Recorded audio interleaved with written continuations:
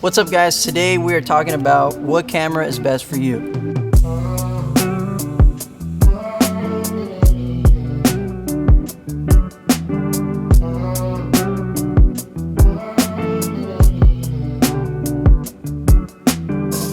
So today we are here with Jeremiah, Lewis, and Dylan. I brought these guys so that they can talk about which camera fits their needs best. Let's start with Lewis. Lewis, right here, so let's break this down. We have the Canon C70, the Canon R5C, and the Canon R8. This just came out. We've been testing this camera. This camera's low-key a little beast for the price point, right, Lewis? Yeah, this camera starts off at $14.99, and it's a little beast. It shoots C-Log 3. It's got dual pixel autofocus. You can shoot at 4K. It's got face tracking. It's a photography camera, 24.2 megapixels, I think is what it is. It's a beast little camera. Yeah, so today we're talking about which camera could be best for you. A lot of people compare these cameras, like the C70 versus the R5C, or the R5C versus the R8. But really, it just all depends on your needs. And again, that's why I brought these guys. Lewis is very run and gun vlogger, which this is why the R8 is perfect for him. So Dylan is the production manager, director here at Royalwood Church. So Dylan, explain to us like what camera would fit best for your position. So for production, R5C for sure. So you need something that's good for photography, and you need something that's good for video. You need something that is easy for volunteers to use, because when you hand it off to one person that is familiar with Canon, and then you hand it off to somebody who's familiar with Sony, you need something that is good for volunteers to just pick up and be able to use. So yeah, it's incredible with photos. It's incredible with videos. You don't need to go up a step. You basically just need something that's good for both picture and video. And the reason why, which this is also good for video and photo, but the difference between these are quality. So although you get good video footage off of this, the footage you get off of this is even better. You can shoot up to 8K on this camera. The photos, how many megapixels does this camera have?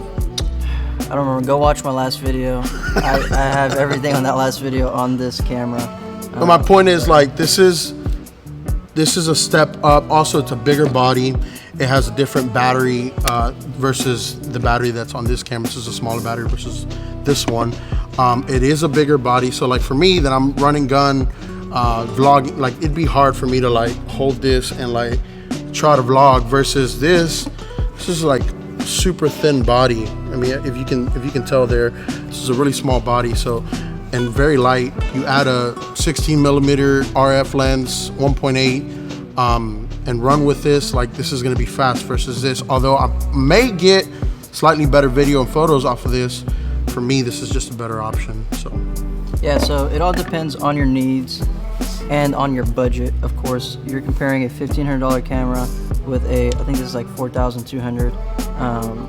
And a lot of the content that like Dylan gets volunteers to get goes on like announcement videos. So it's gonna get blown up. Sometimes you need to record in 4K instead of 1080. But Jeremiah, let's switch to you. What camera would fit best your needs?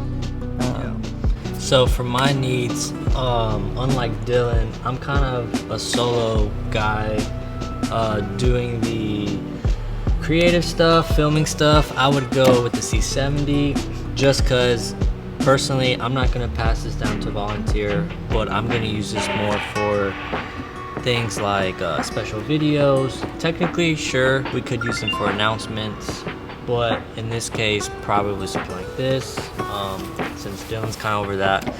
But yeah, I would use this for anything that's going to be magnified. So this is a 6K sensor, but you can shoot up to 5K, so that works well for, you know, our big projector screens.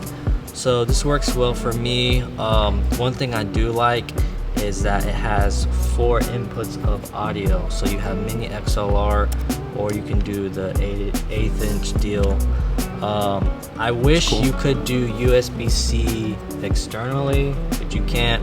but you have 2 slots. But what do you mean by externally?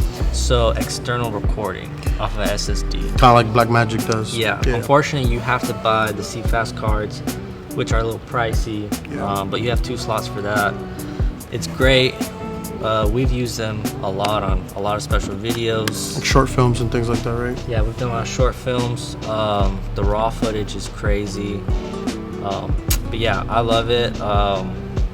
Also, one thing that's great is a lot of these cameras don't have the flip out monitor. Well, like this is like what I would say like a C200 in a smaller scale. Almost could be run and gun. Maybe not. But one thing that's awesome is one thing I can see how me and Dylan would both cross paths is using this for broadcasts. Yeah. So That's cool. this could be one thing I like about this is kind of the same ecosystem. So in theory, let's say we wanted a camera for broadcasts on a gimbal.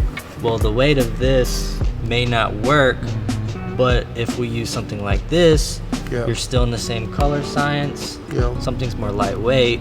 You know, this could work.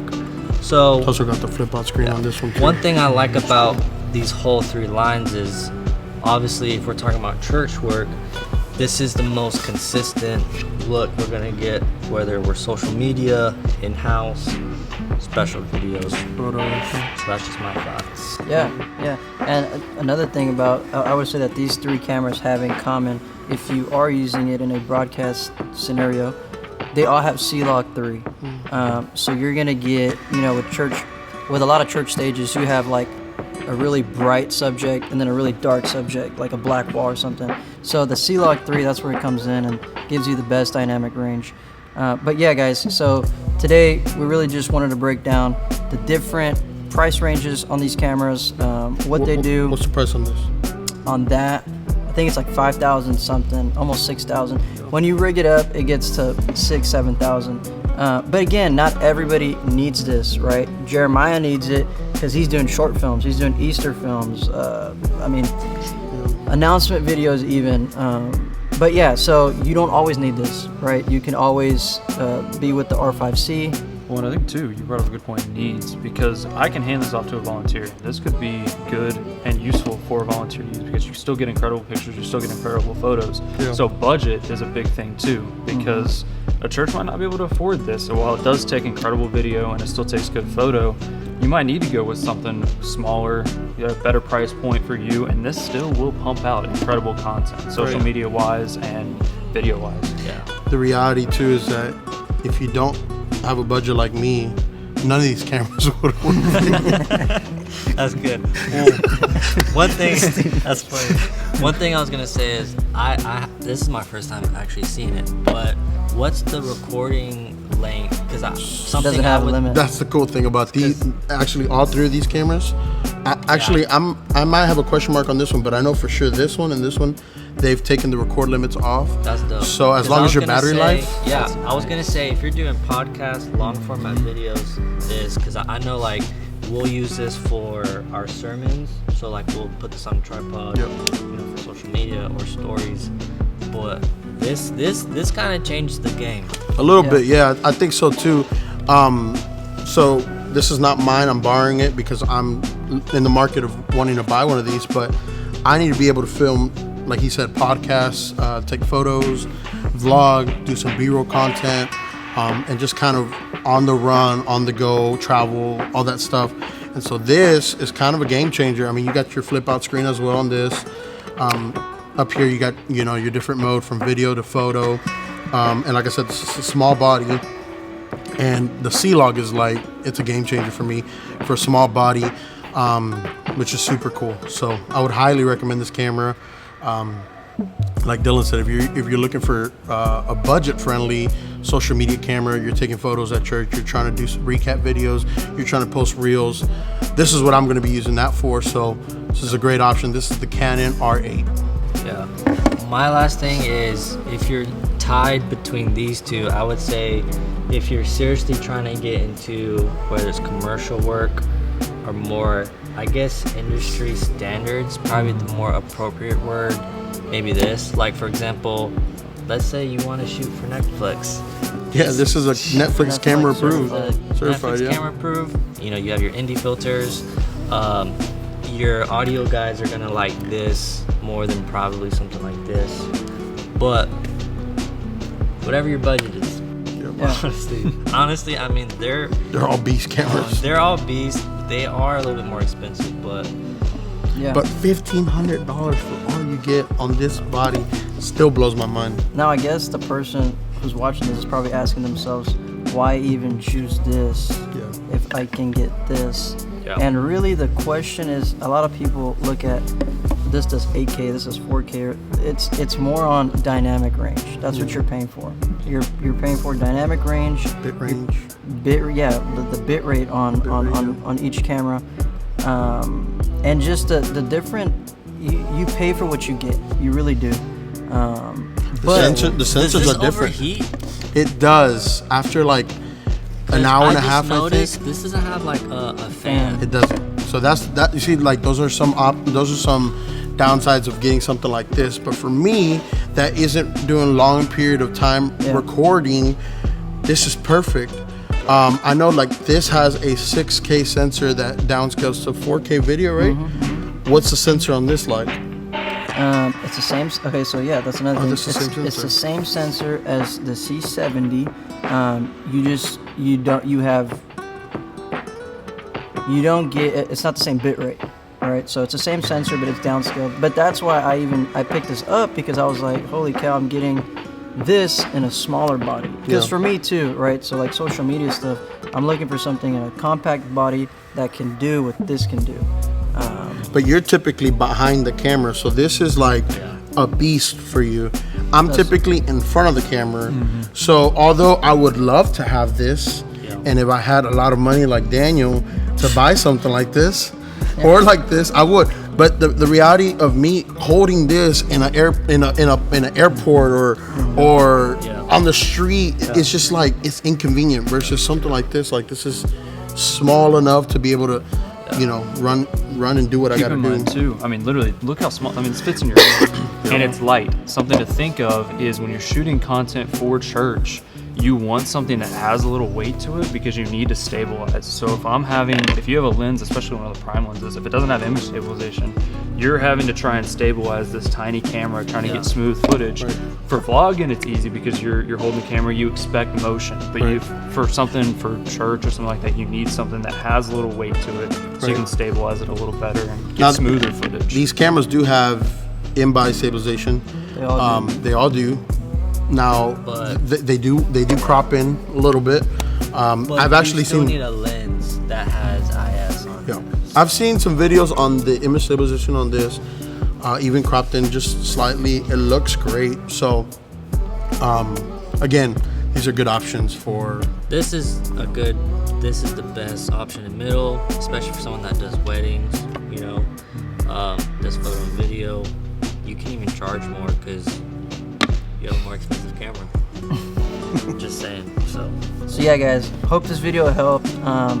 If you've been in the market for a camera and you're trying to see what kind of Canon camera, and even like other cameras, right? Do your research. I hate people who are always saying like Sony's better than Canon or Canon's better than Sony. It don't matter what you have. The cameras that they're coming out with now, they're just mind blowing. We were looking at a Sony. What is it? A Sony. The ZVE1, The colors are crazy, right? So like 2-3 years ago, you could say and it's Canon's smaller than colors. this. Yeah, It's it's smaller tiny. than this body. 2-3 years ago, you could say Canon's colors were better than Sony.